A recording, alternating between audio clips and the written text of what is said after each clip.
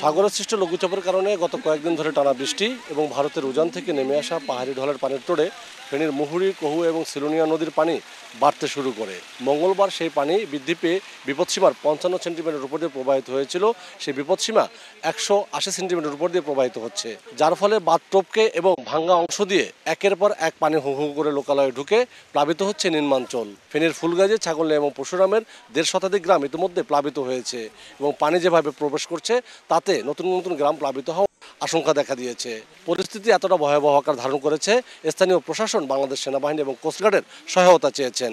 ছোটকালে যেরকম দেখছি এরকম এই পানি দেখি, আর এরকম পানি আমার এই উমরে আর দেখি নাই আমি পানি। চাকরির যাইতাম লাগিয়েও যাইতে হারিয়েন না, রোডের উপরে হানি এক বুক। এই মুহূর্তে প্রশাসনের সর্বোচ্চ পর্যায় থেকে সবার জন্য সহযোগিতা কামনা করছি। পাশাপাশি নৌকা, স্পিড বোট হলে মানুষ হয়তো বা একটু সহযোগিতা হইতো। প্রশাসনের যারা আছে তারা বিষয়টা যাতে দেখে।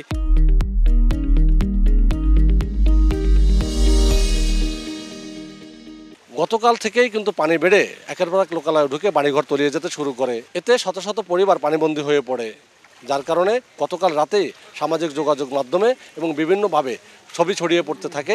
অনেকে আশ্রয় নিয়েছে ঘরের ছাদে, আবার অনেকে আশ্রয় নিয়েছে ঘরের চালের টিনের উপরেও। সামনে পর্যন্ত গেছিলাম, তারপরে আর মনে হয় নাই, এখন আবার বেনাতে ব্যাগে আবার ফেনীতে যাইতেছি। আসছে ডাকাতুন, বাড়ির যেমন বাড়ির যেতে পারিনি। আমরা এই অবস্থায় 3 কিলো পর্যন্ত হাঁটিয়েছিলাম, এই এক হাঁটু রুচে পানি। এখন আমরা এখান থেকে চলে যাবো রংপুর। মানুষের বাড়িঘর তলিয়ে গিয়েছে, ভেসে গিয়েছে পুকুরের মাছ, ফসল তো আগের 2 দফায় নষ্ট হয়ে গিয়েছে। ফেনীর পরশুরাম, ফুলগাজী এবং ছাগলনাইয়ার বেশিরভাগ সড়ক এখন এভাবেই পানির নিচে তলিয়ে, যার কারণে যোগাযোগ ব্যবস্থা সম্পূর্ণরূপে বন্ধ।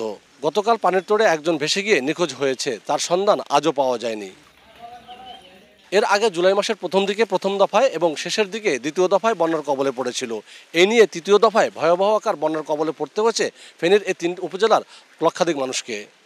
আতিয়া সজল, সময় সংবাদ, ফেনী।